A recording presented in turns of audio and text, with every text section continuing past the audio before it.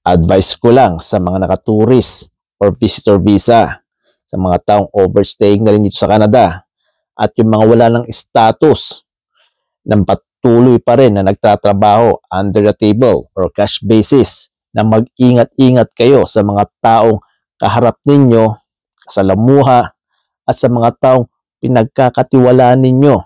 Baka isang araw, yung mismong taong kaharap mo or pinagkakatiwalaan mo ay siya rin mismo ang magsusumbong sa iyo at dadamputin ka na lang sa trabaho mo on the spot at madedeport ka.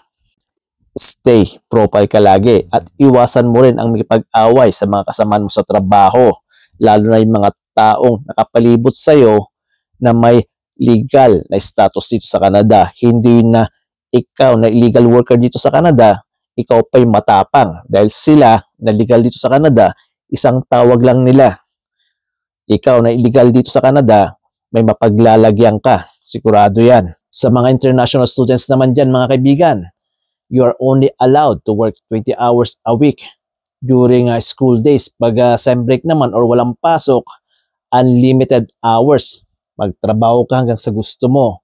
Pero ang mga nangungunang pasaway pagdating sa mga international student ay ang mga Punjabi from India.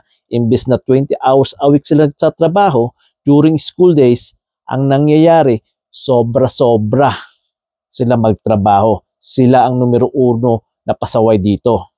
Kaya ang CBSA, o ang tinatawag lang Canada Border Service Agency, ay naka-high alert ngayon dito sa Canada at pinagtutugis ay yung mga taong mga illegal na worker at dinedeport kagad nila at inimbisigan din yung mga employer na nag-hire ng mga illegal worker dito or yung mga taong walang mga papel.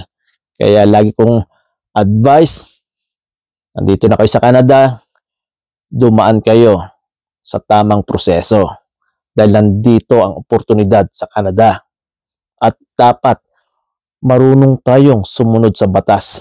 So yun lang mga kaibigan. Thank you for watching. God bless.